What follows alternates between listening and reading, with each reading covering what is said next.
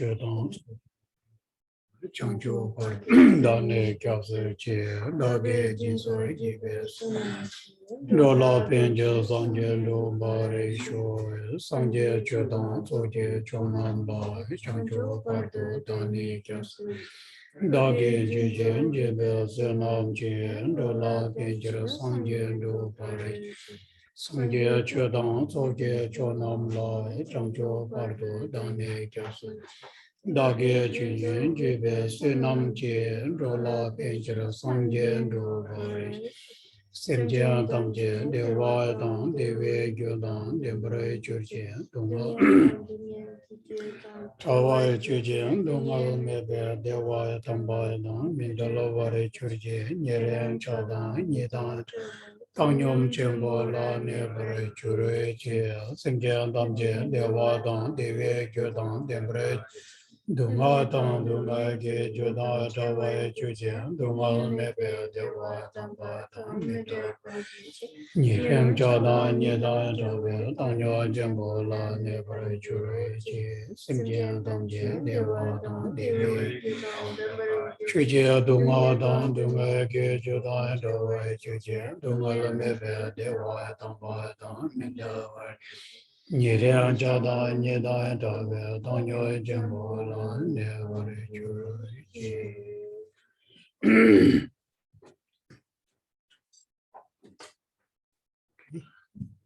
So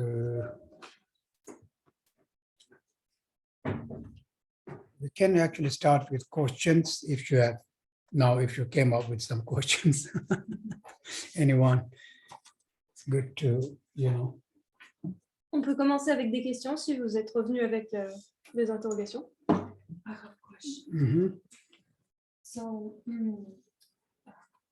Khempo Tsering, do you have any suggestions or advice on if person has some obstacles in everyday meditation practice? What kind of, I don't know, activity or practice or whatever this person should do to eliminate these obstacles? How do you think? Alors la question est la suivante. Khempo Tsering, pouvez-vous donner des conseils sur à une personne qui rencontrerait des obstacles dans sa méditation quotidienne, des conseils de pratique ou d'activité qu'il pourrait être bon de faire dans ce cas-là?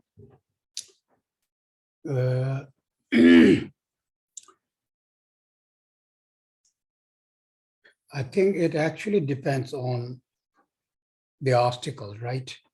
There can be different types of obstacles, can be physical obstacle, can be mental, emotions, or people. So it really depends actually, so to speak.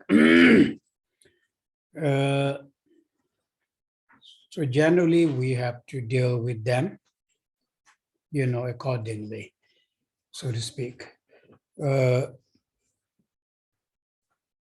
But also in general, Dharma itself, correct, is the antidote, right? What I'm saying is that, let's say you are doing prostration or anything, and you find obstacles, then the practice of prostration, 100,000 prostration, if you keep doing that, I think that will also solve the problem, correct? There's also a possibility. So generally, Dharma is the answer, right? It's the answer to our problems, actually. And it's actually a very good answer, really, to our everyday difficulties. Physical part, we don't need for Dharma for that, really. Dharma also cannot help the physical part. So you have to deal it, and they are very easy.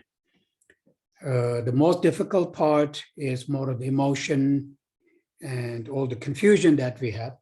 Dharma helps in that very much, actually, if I understand it correctly. So,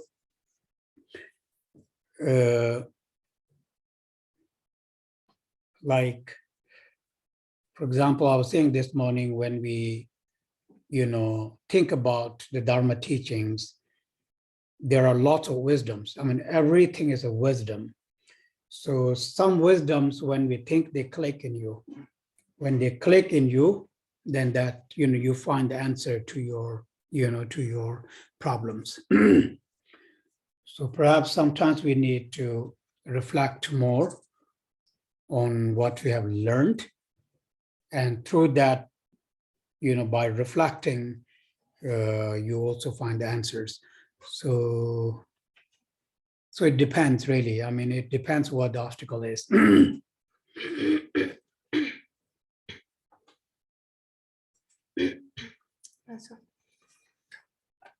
Alors, ça va dépendre de l'obstacle. Il y a plusieurs types d'obstacles. Ça va dépendre si c'est un obstacle physique ou plutôt un obstacle mental, du domaine des émotions. Ça va dépendre donc des gens. Et généralement, on doit agir selon le type d'obstacle en question. En général, le dharma lui-même est l'antidote, c'est-à-dire que on peut par exemple faire des prosternations, les 100 000 prosternations, et si l'on poursuit cette accumulation de manière continue, cela peut résoudre certains problèmes, mais ce n'est là qu'une possibilité, ça va dépendre. Généralement, le dharma est la réponse au problème. C'est d'ailleurs une très bonne réponse aux difficultés de tous les jours, du quotidien. Physiquement, on ne va pas avoir forcément besoin, lorsque l'obstacle est de nature physique, on ne va pas forcément avoir besoin du dharma. Ça ne peut pas toujours aider, le dharma. Ce sont des problèmes parfois plus faciles à régler, les problèmes de nature physique. Mais lorsqu'il s'agit d'obstacles émotionnels qui relèveront plutôt de la confusion de l'esprit, alors j'ai compris graduellement, explique Khempo Tsering, que le dharma est une solution. Ce matin, par exemple, si l'on repense à l'enseignement de ce matin, tout est sagesse en fait. Et lorsque parfois ça va faire tilt en fait dans votre esprit, ça va faire tilt en vous et vous allez trouver une réponse à une difficulté qui se soulevait. Donc parfois réfléchir davantage à ce qui a été appris permet alors de trouver une solution. Donc, vraiment, ça va dépendre de la nature de l'obstacle rencontré. I actually just realized that I've become very, very Khempo thing. Very Khempo, thing. Because if you go to a lama and you ask them, then you say, okay, so you do Tara, you do white Tara, you do green Tara, you do Gurumche. It just clicked to me. I think she was asking that. You need to do Amitabha, your problem solved. You've been Devachan. No, I just realized that. So this is different. No, this is also fact. Rinpoche's out of blue tell you to do some sadhanas. Those we must do really. So it depends what sadhana he will tell you to do.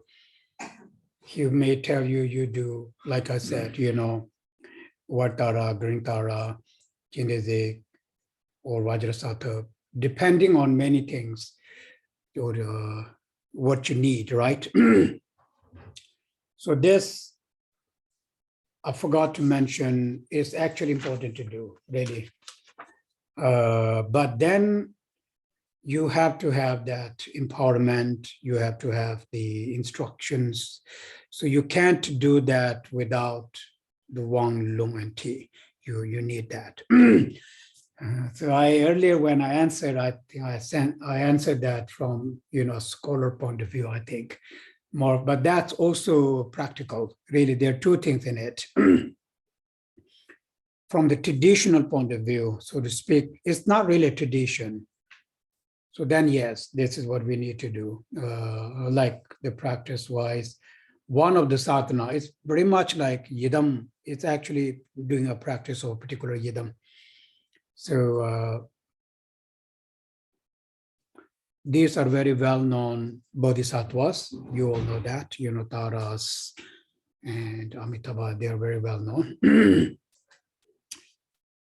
There are also many others, like, you know, Vajrapani and many of those. So mainly that's the department of Vajrayana, correct? So I did not mention that. I usually don't mention those things. It's not on purpose. Somehow I don't go there. But no, as a practitioner, actually this department is very important. I forgot to mention. In everyday life, it gives you a lot of confidence. So if you're doing Tara, many of you do Tara, you know, you really, really should doing that. Like, if not Tara, just like Tara chanting, okay, not the sadhana, the chanting or the mantra. I know that it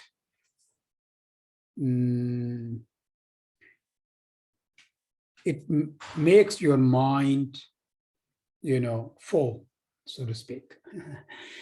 What I meant to say that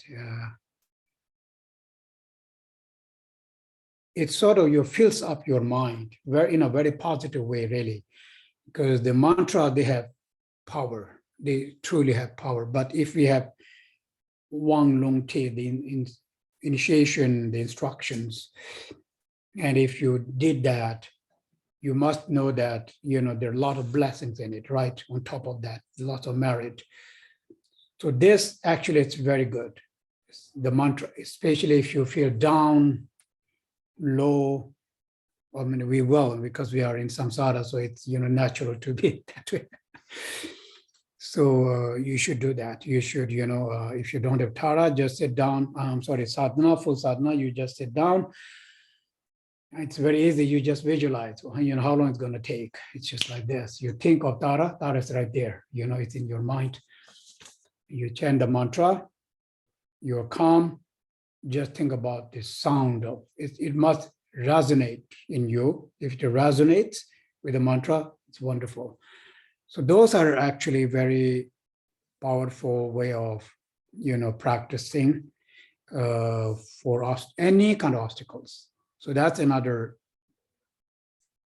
answer. And I think this is the answer you guys were waiting for. Maybe not the first one.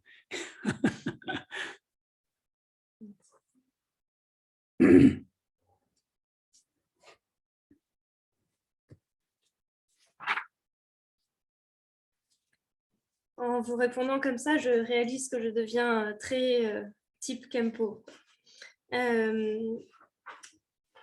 Parfois, les maîtres vont vous dire il faut faire Tara, il faut faire Bujolumbotier comme pratique.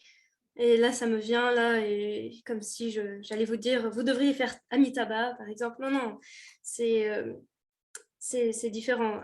Parfois, certains Rinpoché vont vous dire de faire tel sadhana. Parfois, vraiment, il faut s'y appliquer. Il faut vraiment s'attacher à suivre le conseil qui est donné. Par exemple, faire la pratique de Tara blanche, faire la pratique de Tara verte, ou plutôt de Chalesi, ou de Vajrasattva. Ça dépendra des besoins, en fait. Et le conseil est parfois très important, vraiment à suivre. Mais normalement, lorsque l'on fait une telle pratique, il faut avoir reçu le Wang, le Long et le Chi, c'est-à-dire la transmission de pouvoir, l'autorisation de pratique et les instructions.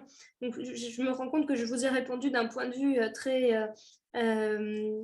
scolaire, enfin très universitaire peut-être. Mais c'est vrai que des fois, il est nécessaire d'être un peu pratique, d'être dans le pragmatisme, on va dire. Une des sadhanas et que l'on peut faire assez proche d'une pratique d'un yidam, finalement, c'est une sadhana qui est très connue. Bon, il y en a diverses bodhisattvas, il y a Tala, Vajrapani, etc.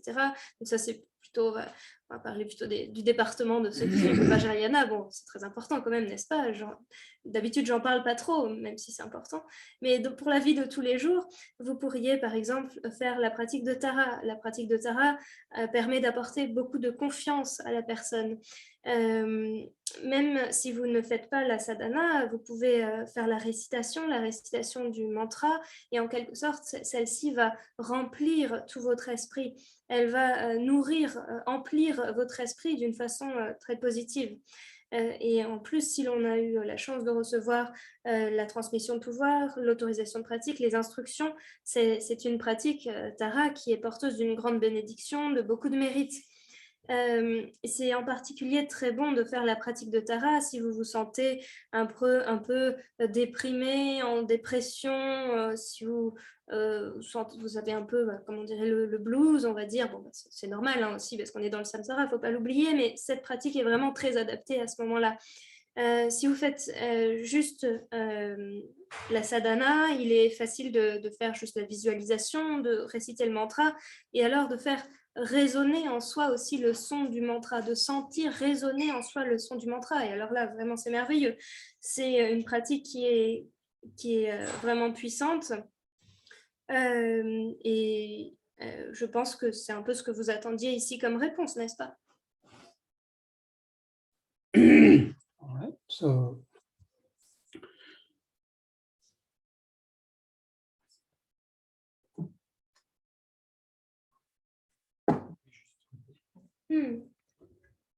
Sadhana, c'est, oui, la voisine me posait la question.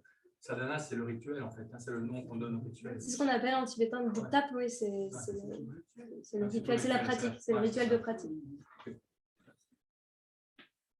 So it's basically about efforts, right? Some even small efforts. yes. Small effort.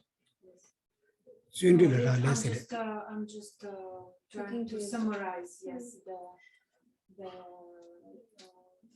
idea, you know, that it should be some small efforts, even mantra or some Meditation. small meditation. Okay.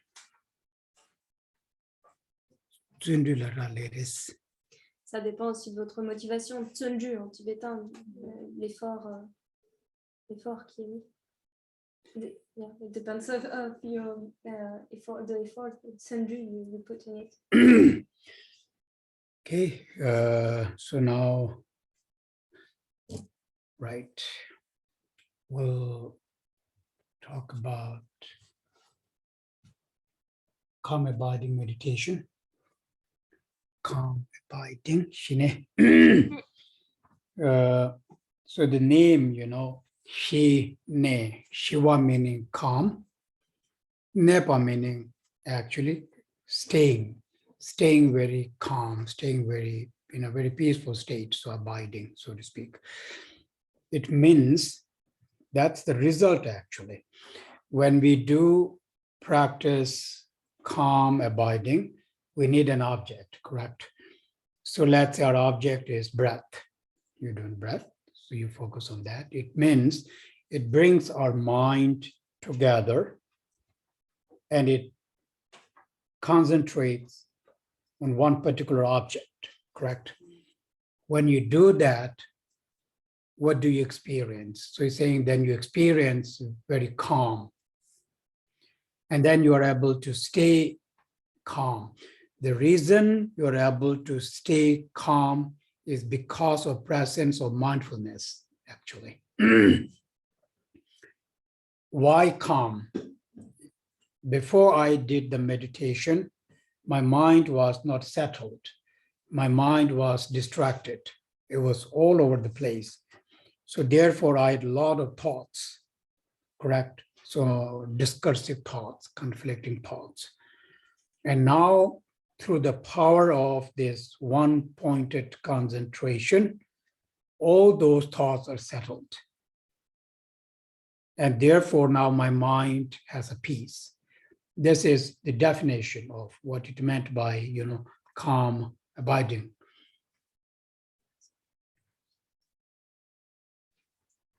Donc, nous allons à présent parler de la méditation du calme mental en tibétain shiné.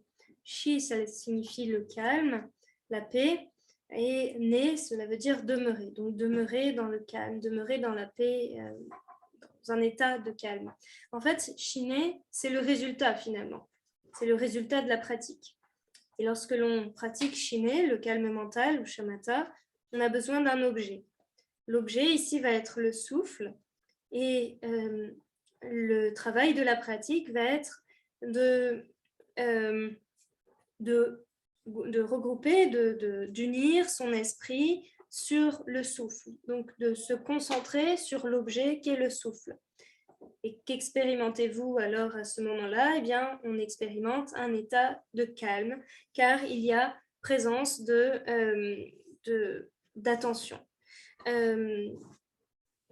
Pourquoi le calme? Eh bien, parce qu'avant, l'esprit ne demeure pas en un point, il est éclaté en de nombreuses pensées discursives, par les multiples émotions perturbatrices qui viennent en lui, qui se présentent à lui. Donc, la concentration en un point permet, elle, de demeurer dans le calme mental, de demeurer dans la paix, d'asseoir l'esprit. Et l'esprit, donc, est dans un état de calme mental. So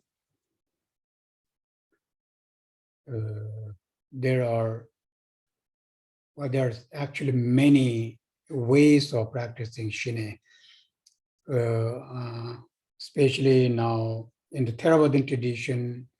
They present many other, let's say, form of meditation. Actually, some of them are very, very useful in the modern time. Like they talk about walking meditation, for example, right? I think it's a good idea, right? So then when you're walking, you are trying to be mindful, correct? You really are trying to be mindful of your walk, so to speak. So you walk very slowly.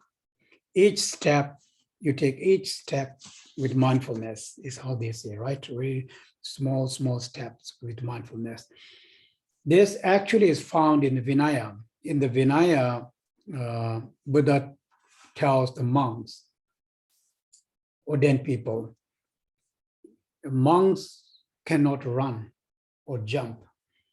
That's opposite of mindfulness. That's mindfulness. Mindless, actually, so to speak, if I say mindless.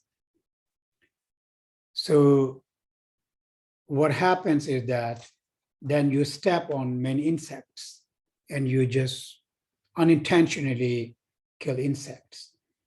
So therefore, in the Theravada tradition, they even have that. They wear this, sandal, which makes noise. Katak, katak, katak. I like that. Maybe this is how they did, because this is to scare away the insects. They're following the Vinaya very properly, actually, yes. So, and it seems like they're not meditating, but actually they're learning to meditate. Meditation means learning to concentrate. So they're learning how to concentrate just by walking. Same like that, yes. Or actually we can say staring, but I don't know if this is there, it's just some I made up, actually. I just made it up, staring. Maybe looking is a better word, but maybe not so very long time. You stare, actually there is. I remember Genla, he passed away, so says there, you have a paper, white paper, you draw on that a red, that's a circle, and you try to look through that red circle, concentrate through the red circle. First, you make it very small or very big. Let's say big. Concentrate on that. You try not to see the white part. You just see the circle. And then you make it smaller and smaller. the idea is very good, right? Because then your concentration is becoming more and more, concentrated. First it's bigger, then bit smaller, then bits. So then you are concentrating better and better. Then it's like that target, where you, what you call that, dots. It's like this actually, so to speak. But not the throwing thing here. I mean, you don't throw anything. It's more about the mental, it's not the eye consciousness, it's more of the mental concentration. Is what Gela told sometime, and also it's found in the book. But perhaps that's not very practical for everybody, so to speak, right? That thing. So, and then the other is the breath, which is very universal. Every yoga people do that. It is advised to do this meditation on the breath, actually, because it's very natural. It's part of our body. It's also connected with the mindfulness of the body, actually, at a later time. Right now, it's just a breath. Most universal, they say it's most effective, because we meditate to the extent that you feel the freshness of the breath. We don't actually, right? We kind of breathe in and breathe out. We don't feel the breath, because the breath is an air. Usually it's very fresh. It's cool, actually, right? It's really cool. In meditation books, like Bhavana Krama, it's a meditation stages by Kamalishila. It's called Bhavana Krama. Bhavana Krama. Meditation. It's a very, very well-known meditation book. There he talks, Kamalishila. He talks about that to the extent that you can literally kind of see it, how it's coming out, how you're breathing in, so to speak. Perhaps you may see some color, but that's imagination, right? If you see a color, I think that's an imagination. But this is the extent of the concentration actually one pays to this meditation. So these are some method.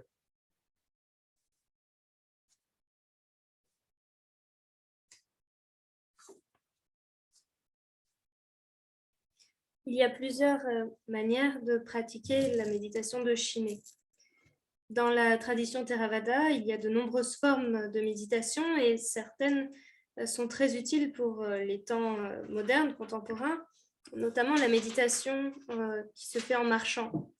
C'est une très bonne idée, il me semble, et c'est le fait d'essayer d'être dans la pleine conscience en marchant, d'être pleinement conscient en marchant. Alors, dans ce cas-là, la marche va se faire très doucement. Chaque pas va se faire avec beaucoup d'attention, en pleine conscience. Donc, il s'agit de petits pas. Et on peut rappeler que justement, dans le Vinaya, le Bouddha avait enseigné aux moines qu'ils ne pouvaient ni courir ni sauter. Car alors, c'était l'inverse. On se trouve dans l'inverse de la pleine conscience. On est dans l'absence de conscience,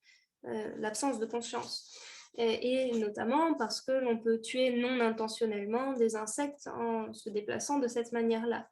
Et c'est pour cela que dans la tradition Theravada, les moines portent des sandales qui font du bruit afin de faire peur, d'effrayer les insectes, les petits animaux. Donc, de ce point de vue-là, la tradition Theravada suit vraiment avec beaucoup d'attention le Vinaya. Ils n'ont pas l'air comme ça, mais ils se concentrent beaucoup, ils sont pleinement conscients de ce qu'ils font. Je me souviens notamment d'un professeur qui est décédé aujourd'hui, et il enseignait la pratique suivante. Il proposait de prendre une feuille et de dessiner dessus un cercle rouge, d'abord un plus petit cercle, afin de poser sa concentration, sa conscience sur le cercle, et puis ensuite le cercle était agrandi et il s'agissait de ne poser son attention que sur le cercle rouge et non pas sur le blanc à l'intérieur, le blanc de la feuille. Donc, vous ne voyez pas le blanc, mais vous observez uniquement le cercle, et le cercle est élargi de plus en plus. Et donc, ce qui correspond bien au fait que l'on est de plus en plus concentré, c'est comme avoir un objectif, une cible ici. Et ce professeur l'enseignait. C'est aussi une méditation, une manière de poser son attention que j'ai retrouvée dans un ouvrage. Alors peut-être que ça ne convient pas à tout le monde. Mais voilà, c'était une méthode. La méthode la plus classique qui est enseignée, la plus universelle, peut-être la plus naturelle aussi, c'est celle qui consiste à poser son attention sur le souffle. C'est une méthode aussi efficace puisque vous devez méditer jusqu'à ressentir la fraîcheur du souffle. Comme notre souffle va et vient, on ne le sent même plus, mais en réalité, le souffle est très frais, il est même froid. Et dans un ouvrage sur la méditation qui s'appelle le Vivanakrama du grand érudit Kamalashila, il enseignait que vous devez vous entraîner à poser votre esprit sur le souffle jusqu'à voir ce qui sort et ce qui entre. Peut-être que vous pourriez même y voir une couleur, mais alors là, bien sûr, c'est de l'imagination. Mais c'est l'idée qui est là. Nagarjuna, he always sits under this big tree. I'm guessing it's like the Bodhi tree. I mean, in India, you have Bodhi tree all over. I'm guessing it's something like this huge branch. So I guess he sits there meditating. Yes, one young boy always sees that. So this young boy, liked it. So he made offerings, something to Nagarjuna day after day after day. Then one day, what do you do there? You sit there all day, do nothing. Why you do that? And Nagarjuna, I meditate. So what's that? Teach me. Nagarjuna said, okay, no problem. You go and meditate that you have a horn on your head. Racho, the boy says yes. And then boy disappears. So this is the story we tell.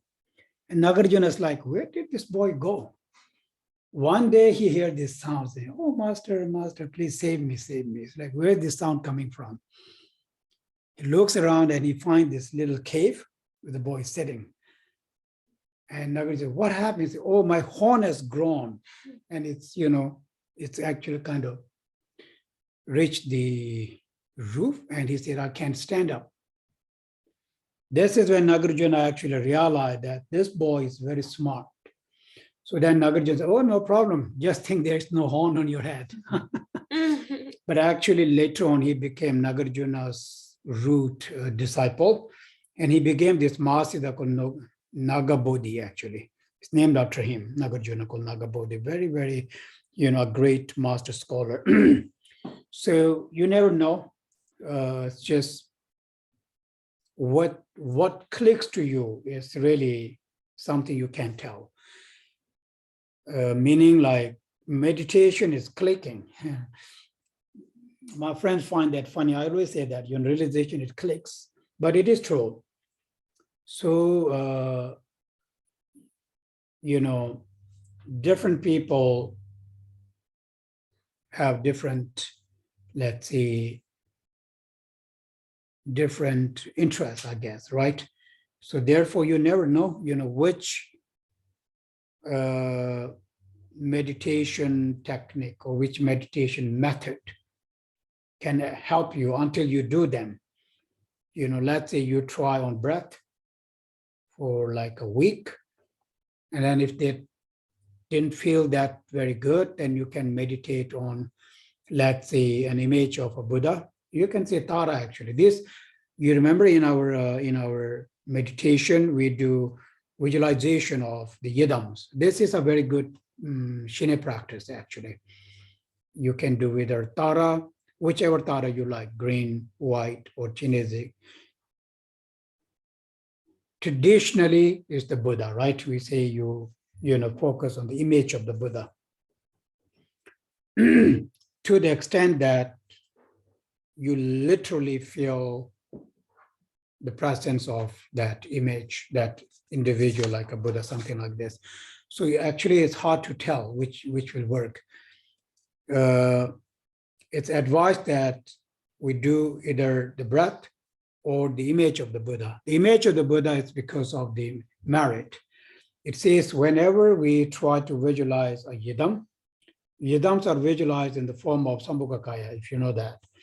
So then you have the merit of building a stupa, is what we usually say, actually. Because stupa. You have the Merit. Sunamskar. Oh yeah, merit. Sorry. You will have the merit of building a stupa.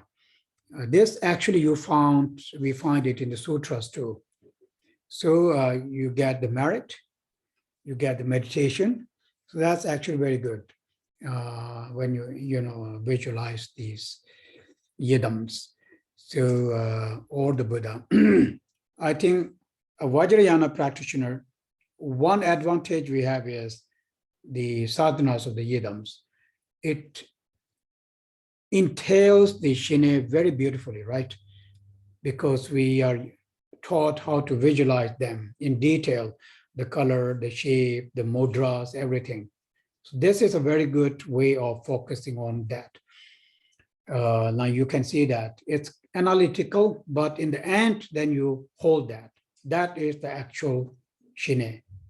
Actual shine is when we hold that, image in our mind. That is called the shine, the concentration part of that. So we do practice meditation every time when we do sadhana. Sadhanas are by nature, they involve these shamatha and vipassana, actually both together.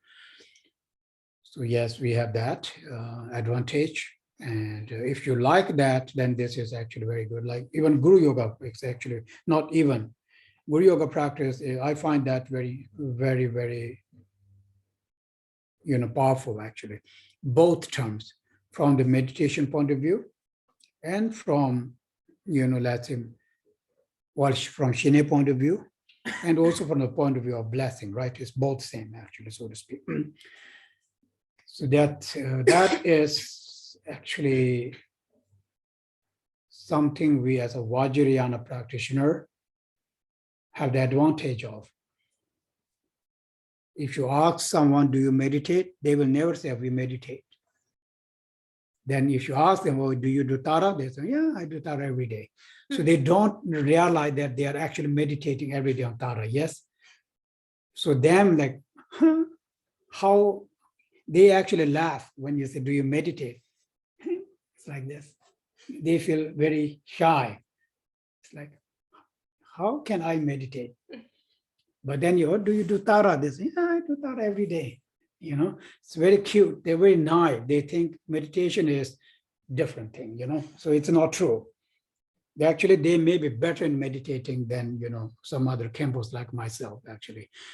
They have no idea that they're doing that. Okay, the meditators are up there, like they are we don't meditate. It's not true. In every foundation, like prostration, Vajrasata, Mandala, Guru Yoga, right? They are all a very beautiful form of meditation. The mandala, for example, is so beautiful. If you're able to think everything, every step, it's so beautiful. It's like, what was that thing? If you draw it, right, the whole mandala, it will be so beautiful art. Really, the most beautiful art ever can exist. If you did it in very precise way, color, shape, size, right? If you wrote that. In India, in south of India, what we call that? They actually, paint that at the doorstep. There's a name for that. In South India, they're amazing doing this. Women do this, like this. In the South India, there's one very famous dance called Kathakali. Okay, anyway, there is Kathakali. It's a dance of gods. When they dance, by dancing with the steps like this, there's so many colors, you see color, and then they actually draw Shiva. When it's done, you cannot imagine, it's so beautiful, just with the feet, dancing wise. Anyway, there's a name for that, no, for God, you know. What in India, especially in the South, it's very big. Anyways, so my point is the shinating, the concentration. You need to really concentrate on that. Yes, so much so that we see so much so that even if a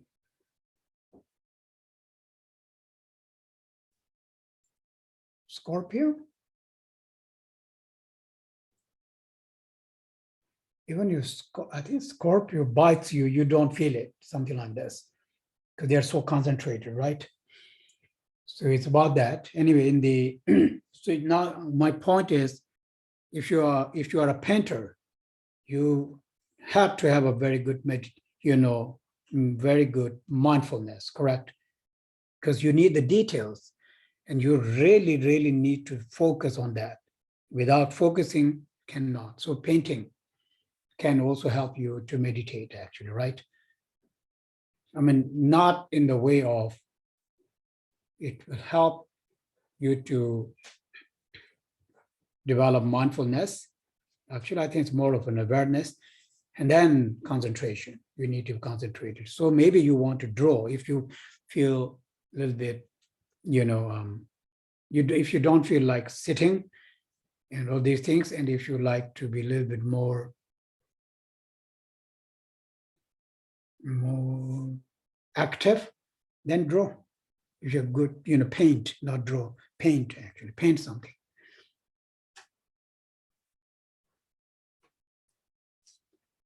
Yeah.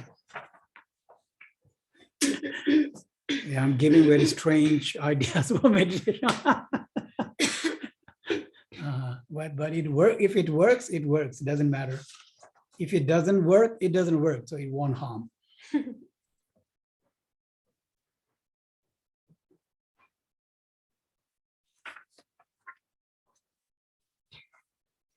Nagarjuna avait l'habitude de méditer sous un grand arbre, peut-être, je devine, un arbre de la Bodhi.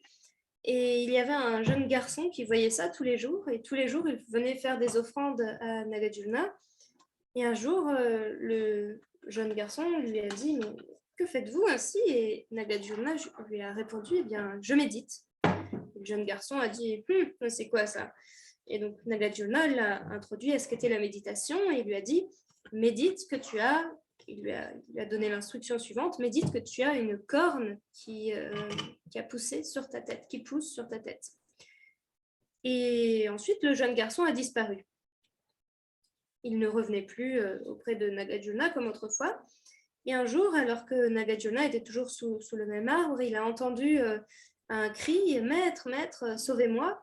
Et donc, il s'est empressé d'aller voir ce qu'il se passait. Et il se trouve que le jeune garçon était dans une grotte et il lui a dit « Maître, ma tête, une corne a poussé sur ma tête et elle a tellement grandi que je ne peux plus me lever. » Et donc, on voit là que le jeune garçon était très intelligent en réalité.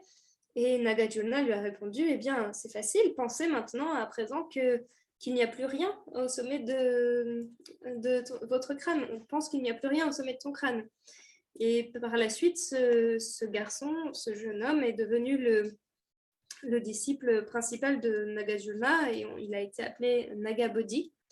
Et il est devenu un grand maître spirituel et un grand érudit. Donc, ce qu'il vous faut également, c'est des instructions sur la méditation, des instructions qui vous fassent tilt en quelque sorte. L'un de mes amis disait cela également, et j'ai l'impression que c'est vrai, il faut vraiment quelque chose qui nous parle, qui nous fasse tilt, quoi. Les les gens, dans leur grande diversité, ont des centres d'intérêt qui peuvent être parfois différents et on ne sait jamais finalement quelle sera la meilleure méthode pour nous, quelle sera la technique qui nous conviendra le mieux. Peut-être que pendant une semaine, vous allez essayer la technique sur le souffle, puis que ce sera finalement peut-être pas ça qui vous conviendra et que vous allez changer de méthode et adopter plutôt la méthode de vous focaliser sur l'image du Bouddha ou l'image de Tara. Alors, ça peut être une image de Tara vert, Tara blanche. Traditionnellement, c'est plutôt une image du Bouddha que l'on place devant soi. Mais si, par exemple, vous faites la pratique d'un yidam, eh bien, sachez que dans la pratique du yidam, eh bien, la méditation, la partie méditative, c'est un très bon shiné. Et la pratique doit être... la focalisation sur l'image du yidam doit être faite jusqu'à ce qu'on sente la présence de celui-ci. Donc, pour résumer, donc on va se concentrer soit sur le souffle, soit sur l'image du Bouddha ou du yidam, ici en tant que Sambhogakaya. Si par exemple vous prenez l'image d'un stupa, eh bien en se focalisant dessus, à la fois vous avez l'aspect de la méditation, de la concentration donc, et l'aspect aussi de l'accumulation du mérite, de même si c'est un yidam. Donc on est là, on voit bien l'avantage de la pratique du Vajrayana ici.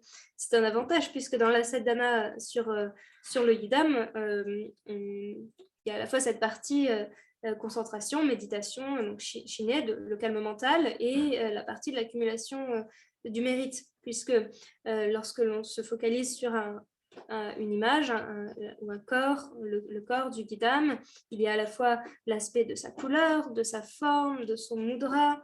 Donc c'est une très bonne manière de se focaliser, d'apprendre à se focaliser. Donc certes, la sadhana, la pratique d'un yidam va être une pratique analytique, mais il ne faut pas oublier qu'on reste aussi concentré en un point dans ce type de pratique-là. Et là, se concentrer en un point, eh bien c'est shiné. Donc c'est la partie donc, concentration de la pratique. Donc à chaque fois qu'on fait une sadhana, en fait, on fait aussi shiné. Donc, si vous aimez ce type de pratique-là, même la pratique du Guru Yoga, je trouve que c'est très puissant du point de vue de la méditation de Shiné et aussi du point de vue de la bénédiction qui en est retirée. Donc, effectivement, on a ces avantages du fait d'être des pratiquants du Vajrayana. Parfois, vous demandez à quelqu'un: est-ce que vous faites la pratique de Shiné? Est-ce que vous pratiquez la méditation, le calme mental? Et il va dire non, non, non, non. Et si vous demandez est-ce que vous faites la pratique de Tara? Oui, oui, oui, je fais la pratique de Tara. Mais en fait, ce que cette personne parfois ne réalise pas toujours, c'est que quand vous méditez, quand vous faites la pratique de Tara ou quelque autre pratique que ce soit sur un yidam, eh bien, il y a une partie qui consiste à méditer.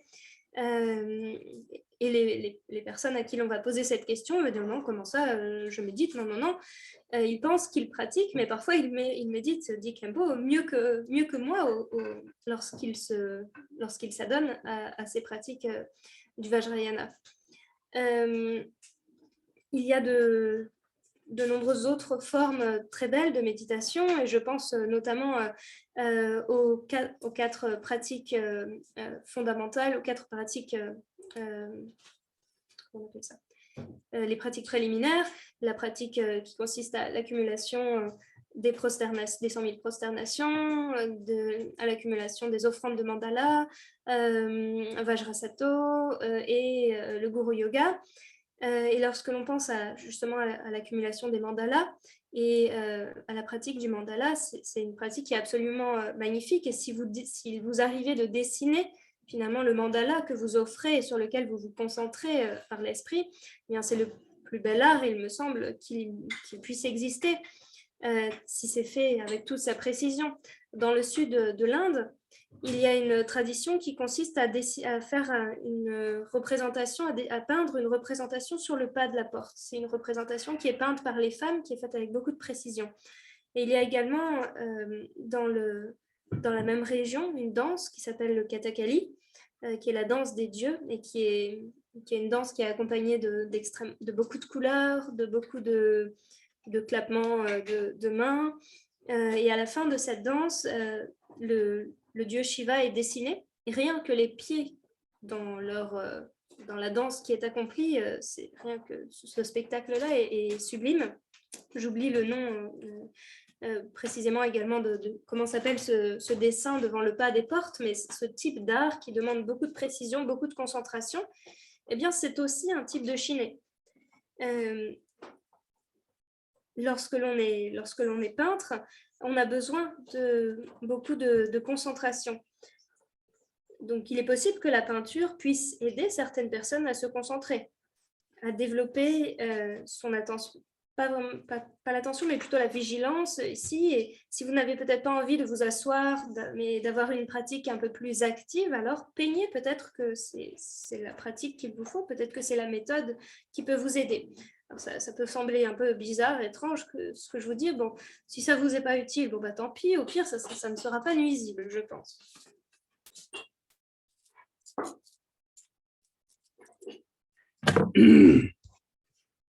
So now, traditionally, then the meditation, shamatha meditation, is to help one to settle our emotions, meaning it only sort of settles, reduces, subdues the emotions. It does not uproot it, actually. But so like in the meditation book, we talk about, there's one meditation method called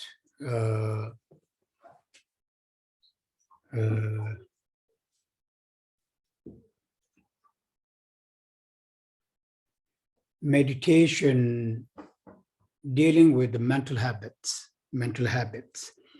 It means each of us, when we are born, one particular emotion from all the emotions is stronger in us. Why? It means that from the previous lifetimes, I have that habit. Let's say I, in my previous lifetime, was a very angry person. So I have this habit of always being angry and angry and angry. When I die, it continues.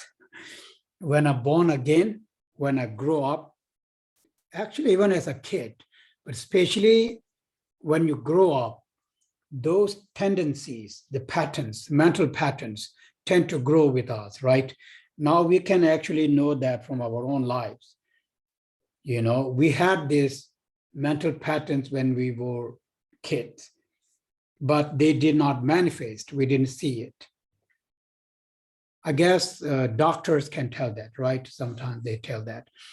And when you reach certain age, that age factor is very important to that. When you reach that certain age, then that mental patterns from the previous lifetime, good, bad, or ugly, you know, they start manifesting. And I start behaving the same manner. This actually is karmic impressions. It's very interesting, really. We call karma, this is what it meant. The karmic mental impressions from the past. For example, some of us, we have heard this story, like we always say Rinpoches, but it doesn't have to be Rinpoche all the time. But let's just say that a boy is born. But that boy at a very young age is so matured, you know, like he's so good in meditation. But how come a boy is, you know, so good in meditation? Physically, he might be a boy, but mentally, no one is a boy, actually. We are so old. We are like trillion, I don't know if there's a number old, you know, from the mind point of view. It actually makes sense to me. Just because the body is very small doesn't mean that. So my point being, the reason why they have that very strong, you know, let's say, meditation experience is because they had very less obstacles. And then when they were born, then because of the condition that mental patterns of the meditation got, manifested. So it's same with the bad also. Like now I'll give you a good example. Bad example is same. When some kids, they like to kill, actually, no, really mentally, they like to kill. They enjoy killing. Imagine why. Yeah, why a kid like to kill so much. I'm not saying when they grow up, they will become a killer. I mean, that is not really exactly the same thing. But they do really have mental patterns or from the past lifetimes. Otherwise, how would you explain that? Okay, in the West, you may think, oh no, because their parents, they take their kids to hunt. That's a different story. Kids may don't like it, but you take them anyways, because you want to go on holiday. So like, let's go, let's hunt. Mentally, people is very different. No one have to teach them. It's almost like pure negative, like pure evil, I'm not saying nothing can be done with them, can be done, but there is that. So pure evil, then pure virtues, I guess, right? Opposite of pure evil, pure good. That's a pure good. No, so now you understand, but in some it's mixed. So therefore, since we have all these different mental habitual patterns from the previous lifetimes of Dharma practice, of everything, so we, any of that mental pattern, when we are born again, can manifest. It doesn't have to be exactly the same, actually, from the karma point of view. Anyway, so here, when you talk about meditation, then we say it is called the meditation to help your mental patterns, behaviors, mental pattern behaviors. For example, so now the example was anger. If you had an anger issue, if this was the case, then you remember we are taught that you want to focus on compassion, for example. It means I have this mental pattern of aggressiveness in me, a lot of harmful thinking, actually, I guess, right? Very harmful thinkings. Anger here meaning harmful thoughts. Some people have lots of harmful thoughts, right? Lots of ideas. Somehow they enjoy that part. It's strange what people enjoy, no? Really, some people enjoy killing, I'm guessing. Am I right if I say that? Some people may do that. That's the strangest thing ever anyone can hear. So like some people, if they don't kill someone, they can't sleep. This is like totally insane, for people, but I would like to think there are people like that. I hope I never meet them, but so no, really, my point is I'm trying to prove what I'm saying is actually true, this mental pattern, from the previous lifetimes. So to deal with them, we need meditation, different techniques. So it is said that, you must do calm abiding comes first, but then in this case, it's like compassion, correct compassion. Generally, if you think that you have lots of aggressive thoughts, let's say, really want to do a lot of Chinesic. Yes, just sit down and say, Manipima, I don't want that. It's helpful. Everybody does that. Tibetans do that all the time. I don't know if how good they do, but they do this. Come on, I don't want this. We force that, but we all know we cannot force it. But we're like, get out, come on, get out. Same story tomorrow morning. But again, come on, no, get out. It takes time. We put it inside, so they're not going to get it out. No, really, I put it there. Who put it there? Not my father, not my mother. I put it there. So I have to get it. Come up, I cannot really come and get it out, So we individually need to understand that, oh, I put it there. And now, if I put more compassion, then compassion can help me to reduce that, right? It's opposite of this. So I develop this mental pattern, the opposite mental pattern, so to speak, as an antidote for that. So this is also part of Shine practice, actually. In the Shine practice, we talk about that too.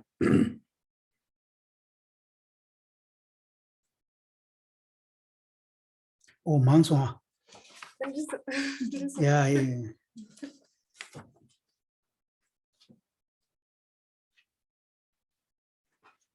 Tambu chaje. Tell you my. Where did I start? Mental patterns? You said it. You said about No, it's okay, we'll find it. traditional traditional for providing emotions. To calm emotions.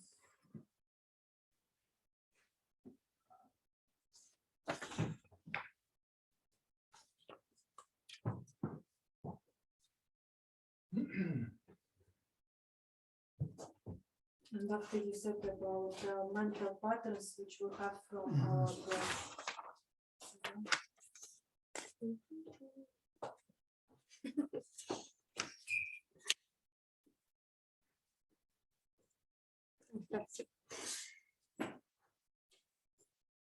Alors, donc, traditionnellement, la méditation de shamatha est là pour nous aider à apaiser, à poser notre esprit, nos émotions, à réduire, à subjuguer les émotions, même si cela ne les coupe pas à la racine. Il y a un ouvrage de méditation qui s'appelle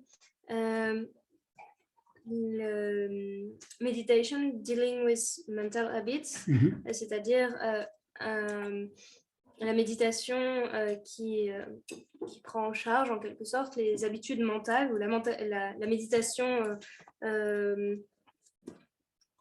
oui, c'est ça, ouais, on peut dire ça.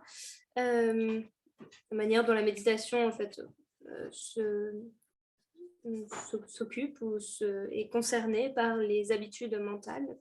Donc, il arrive que parfois on est avec une émotion qui est plus forte parmi toutes les autres émotions. Bien sûr, on est avec diverses émotions, et parfois l'une d'elles va être plus forte en nous.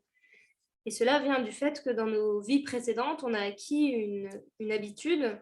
Il y a une habitude qui s'est ancrée en nous et qui a créé donc cette tendance émotionnelle plus forte que les autres. On peut avoir par exemple l'habitude d'être en colère, d'être souvent en colère, et alors quand on meurt, on est en colère, on est avec cette même colère. En tant qu'enfant, on a également cette même colère. Mais le problème souvent, c'est que cette colère grandit en même temps que nous. À mesure que nous grandissons, vieillissons, et bien cette colère également va grandissant.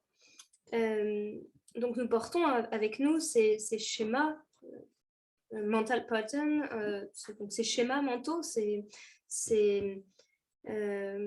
sais pas si vous avez une autre proposition pour mental pattern, mais schéma mental, ces schémas mentaux qui sont ainsi ancrés en nous. Peut-être qu'un docteur pourrait dire cela, mais en tout cas, quoi qu'il en soit, à un certain âge, ce schéma mental de nos vies précédentes, donc qui peut être bon ou mauvais, va commencer à se manifester. Et alors, karmiquement, ce sont les impressions de nos vies passées qui vont ressortir dans notre mental. Il y a des rinpoche, d'ailleurs c'est pas besoin d'appeler ça forcément un rinpoche, mais des enfants qui naissent et dès leur plus jeune âge, ils ont une maturité très impressionnante dans la pratique de la méditation. Comment est-il possible, quand à peine né, qu'ayant quelques années uniquement, d'être aussi mature en matière de méditation? L'enfant paraît si jeune et en même temps il paraît si vieux. Le corps est certes petit, mais cela n'a pas de sens ici. la maturité, en réalité, l'expérience ou plutôt la raison de son expérience en matière de méditation, est là du fait des traces, des empreintes laissées par la vie précédente. Et également du fait d'une naissance qui s'est faite sans obstacle et grâce à des conditions environnantes qui ont permis à ce schéma mental de refaire surface. Donc, les habitudes méditatives passées vont se manifester à nouveau dans la vie, dans l'existence qu'il a reprise. Et c'est également le cas si des schémas mentaux négatifs ont été comme implantés en nous, on pourrait dire. Il y a parfois des petits-enfants qui, très jeunes, vraiment des petits-enfants qui aiment tuer. Je ne dis pas évidemment qu'ils deviendront forcément des assassins en grandissant, hein, c'est pas du tout ce que je veux dire, mais on peut quand même y voir là des habitudes mentales, un schéma mental hérité des existences précédentes. En Occident, ici, vous avez l'habitude de dire l'enfant est ainsi parce que ses parents aimaient à l'emmener à la chasse, par exemple. Là, c'est un peu différent encore. Là, la personne n'a pas besoin qu'on lui ait enseigné. L'enfant et puis la personne qu'il devient est naturellement ainsi. C'est comme, on pourrait dire peut-être purement de la pure vertu ou alors ou purement démoniaque, on pourrait dire, ou purement négatif ou purement bon. Vous comprenez donc ce que je veux dire à ce sujet-là. Et donc, comme on a tous des habitudes mentales qui sont différentes, eh bien, les pratiques dont on va avoir besoin, les méthodes de pratique du Dharma dont on va avoir besoin, peuvent également correspondre à des besoins différents en termes de pratique, en termes de méthodes, chacun selon des schémas mentaux particuliers qui vont se manifester au cours de notre vie. Donc, la méditation, ici, c'est un exemple. Et la méditation est dite pouvoir nous aider justement à traiter le type de comportement mental, de schéma mental que l'on développe en nous. Par exemple, si vous avez beaucoup de colère et que vous cherchez à vous focaliser davantage sur la compassion, que vous avez des pensées blessantes, parfois des paroles blessantes, des idées nuisibles, des idées de colère. C'est vrai, certaines personnes aiment peut-être cela, se plaisent en cela, et peut-être même que des personnes se plaisent en le fait de tuer. Alors bien sûr, dit Khempo, j'aimerais pas rencontrer ce genre de personnes, mais il y a des personnes, peut-être que s'ils ne tuent pas, ils peuvent pas endormir de la nuit, quoi. Ça les empêche carrément de dormir. Eh bien, à chaque schéma mental, ce que j'essaye de vous prouver, dit Khempo, c'est qu'il y a différentes techniques qui vont correspondre. Et généralement, si vous avez beaucoup de paroles agressives qui vous viennent, eh bien, vous aurez peut-être besoin de vous adonner à la pratique de Tianvisi. Les Tibétains, par exemple, ont tout le temps à la bouche le mani, manipaméon, à longueur de temps, à longueur de journée. Je ne sais pas s'ils le font bien, mais en tout cas, ils le font. Ou alors, calma patino, puissiez-vous me garder dans votre compassion, calma pas. Et ça, voilà, donc ça leur vient. Je ne sais pas qui a mis, je ne sais pas qui nous a mis cela en nous, mais en tout cas, voilà, ça nous vient.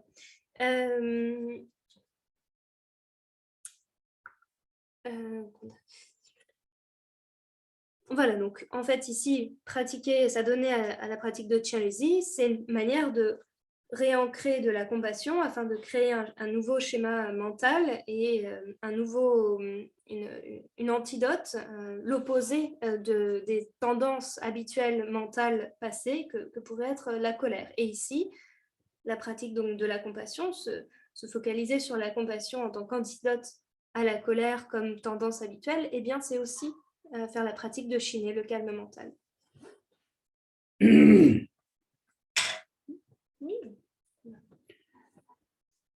So, yes.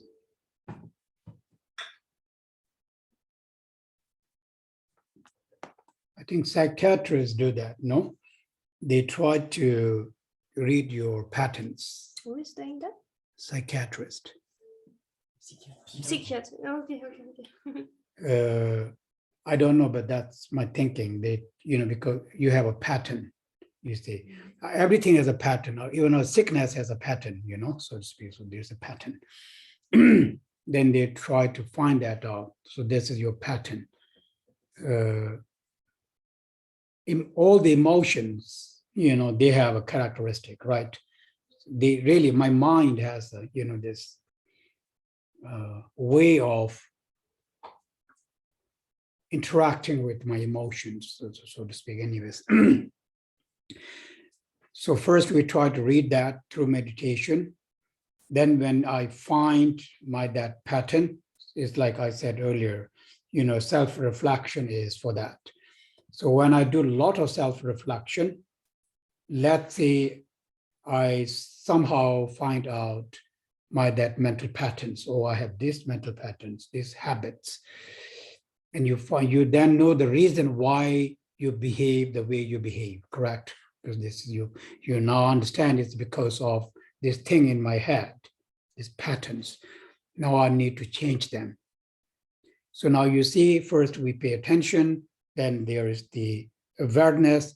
Awareness helps to recognize. It also helps to find the way to, you know, deal with them. All of that. So this whole process actually was a meditation, correct? So it's actually the real meditation, so to speak. This is, and then we, let's say, try to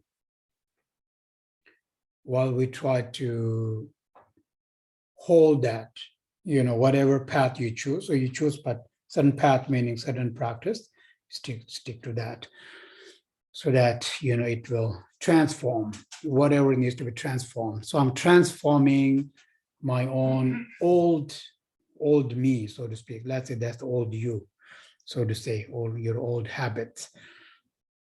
And then the new you is your new pattern that you are now, you know, developing, correct? New habit. Really, it all comes down to that, no? Who we, you know, the way how we, you know,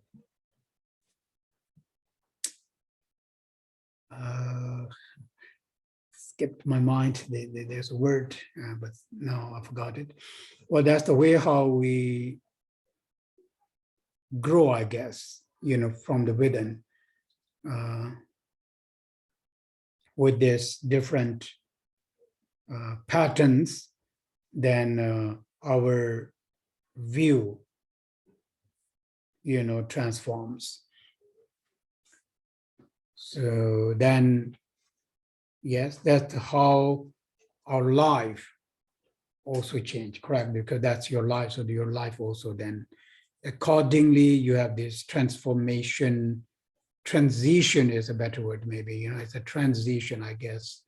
You know, that's how we transit from this pattern to that pattern to that pattern. It's very, very, you know, mental, no?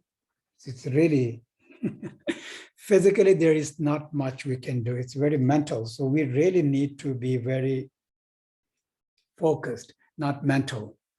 That's a bad word. No, if I say we mental in generally, when we say that, it means cuckoo, correct? If he or she is a mental, it's not very good. You know, some people say, oh, you are a mental, then you are cuckoo. So not that mental though.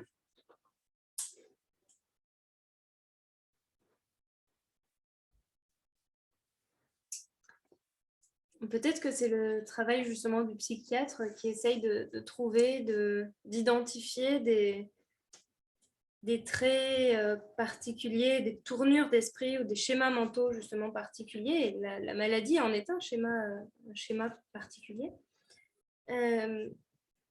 Donc peut-être que c'est ce qu'essaye de trouver justement le psychiatre.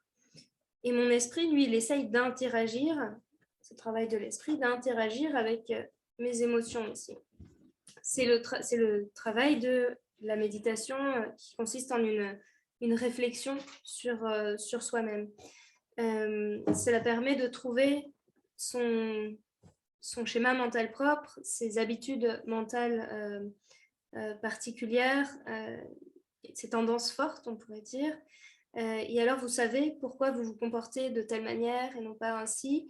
Et vous vous faites la réflexion et dire, j'ai besoin de changer ceci ou cela dans mes habitudes mentales, dans mes tendances mentales.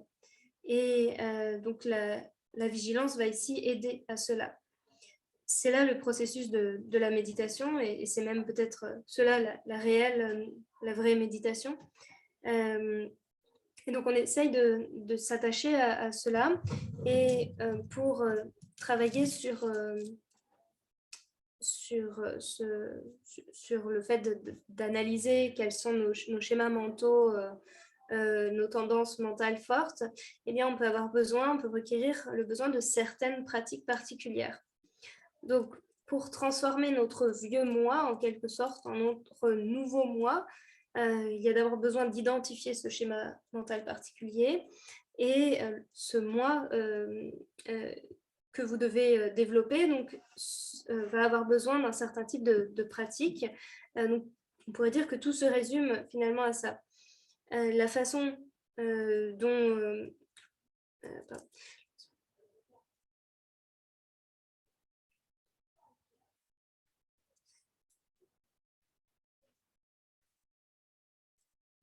Donc, c'est en changeant progressivement les différents schémas mentaux qui nous habitent, qui sont plus forts chez nous, que finalement nos vies vont pouvoir changer. Et donc, on pourrait parler en quelque sorte d'une transition d'un schéma mental à un autre.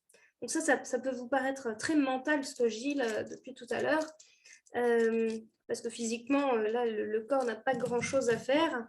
On a besoin d'être très concentré. Parfois on se moque un petit peu, on dit lui il est tout dans la tête. Enfin, voilà, mais c'est pas cette connotation ici de mental, c'est pas la connotation du terme mental tel que nous l'employons ici. 7 postures of meditation, right? Vedasana, let's just say 7 postures. Remember, in that stage, the most important from all the 7 is that you must keep your spine straight, your back straight. Actually, when you do this, everything becomes straight. Why? Okay, why is that so important? Because when I do like this, all of my nerve system, they become very straight. They come in their right position. When they come in their right position, the air which flows through them also flows very smoothly, very gently. And when the air flows very smoothly, gently, the mind, which is, also becomes very clear. So usually it is said that just by sitting in the right 7 positions brings you the experience of bliss, actually. Bliss of the meditation. That's because the whole nerve system. Now, like I said earlier, our mind, as of now, is based on our wind, correct? It's called the very subtle, it's not the wind we're breathing. It's actually very subtle wind. Nonetheless, that is connected to that. So, and then when we sort of, bend a little bit, or when we sit in not the right position, this can cause the flow, interference, like the flow of the wind is interfered a little bit. Because of that, then emotions can arise, is how it is actually explained. So again, I'm saying that there's a link between our nerve system, our mind.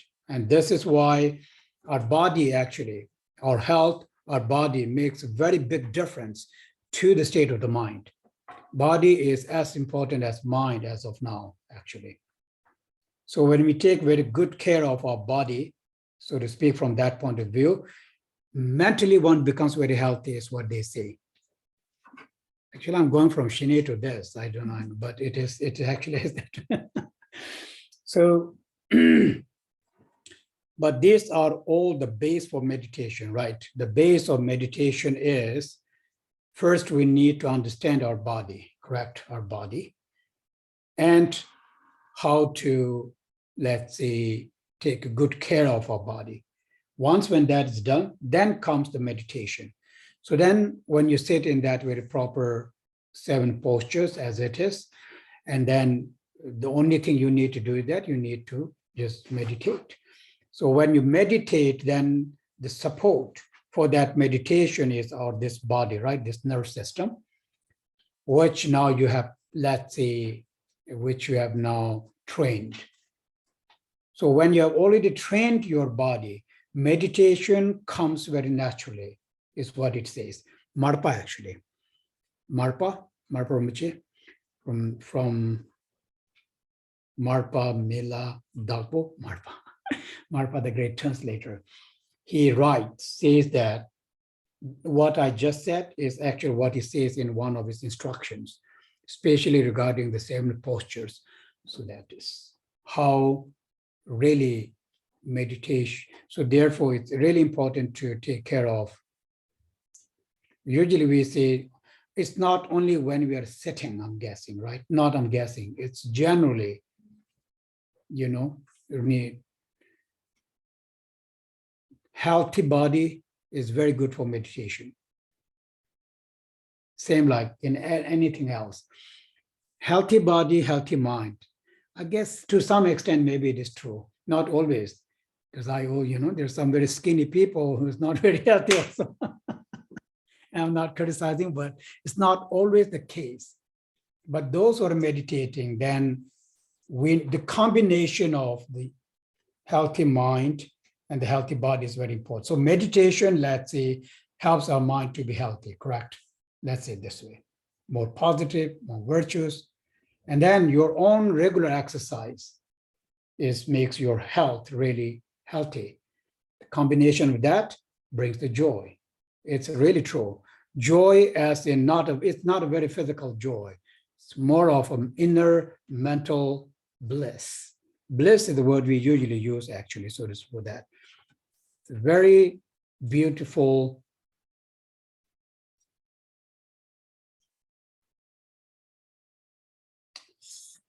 not contaminated, pure, let's say. It's a pure state of the mind, right? When it's a pure, then we call that bliss, actually. So, yeah. Donc, on en vient à présent à la posture en 7 points. C'est le plus important ici. La posture en 7 points, quelle est-elle? D'abord, il s'agit de tenir sa colonne vertébrale parfaitement droite. Pourquoi est-ce important? C'est important car si je ne fais pas cela, si ma colonne vertébrale n'est pas parfaitement droite, eh bien le système nerveux le système nerveux n'est pas non plus bien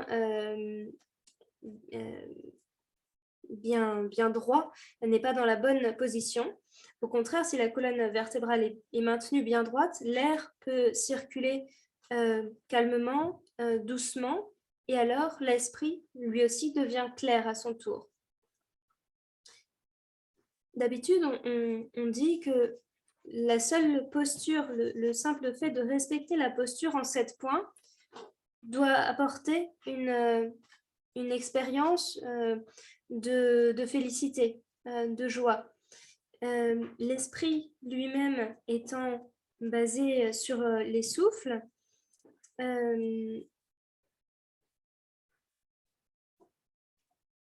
alors ce que l'on appelle ici par souffle, évidemment, ce ne sont pas les souffles que l'on respire ou le vent extérieur, mais c'est le vent intérieur. Ce sont les souffles profonds dont il s'agit ici.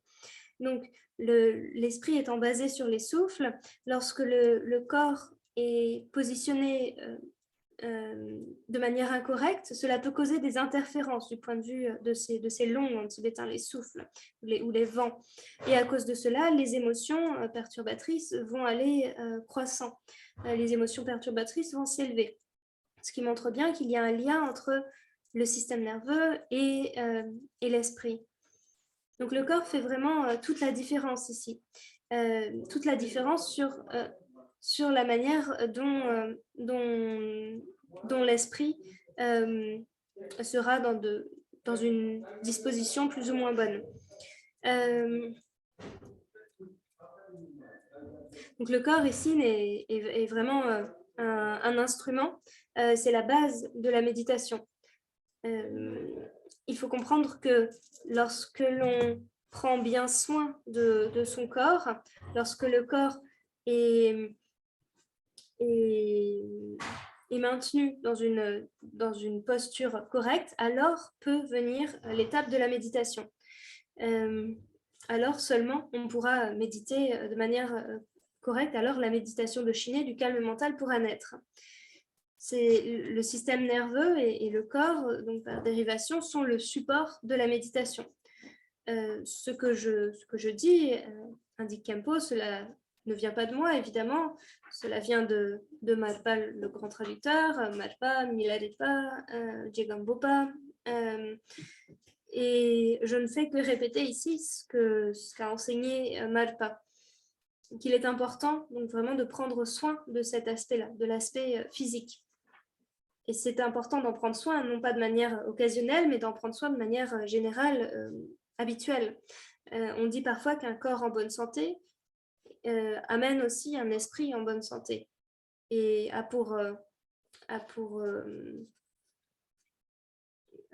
corollaire un esprit en bonne santé. C'est parfois pas toujours le cas, c'est vrai. Parfois, il y a des gens qui sont très minces et qui ne sont pas forcément en bonne santé.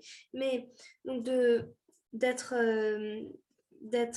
d'avoir un état d'esprit positif, un état d'esprit positif, un état d'esprit sain qui va s'élever, la joie qui va également s'élever. Cela va donc venir d'une méditation qui va s'appuyer sur une posture physique correcte. Et cette joie ou cette félicité qui va être amenée ici, c'est une félicité non pas physique, une joie non pas physique, mais vraiment mentale, une félicité mentale. C'est un état d'esprit finalement qui est très beau, que l'on appelle la félicité.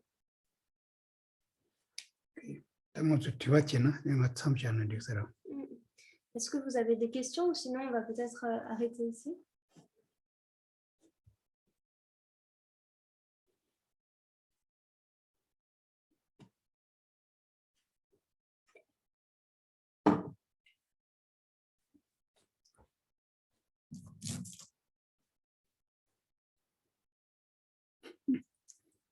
Sur le Zoom peut-être?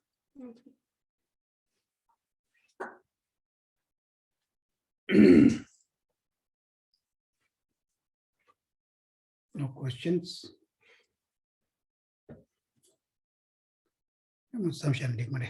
So, on va peut-être s'arrêter dans ce cas-là. Yeah, we'll do dedication. I'll stop here for today. Faire les dédicaces, on We'll va continue s'arrêter là. tomorrow. On va continuer demain. Yeah. À 10h demain.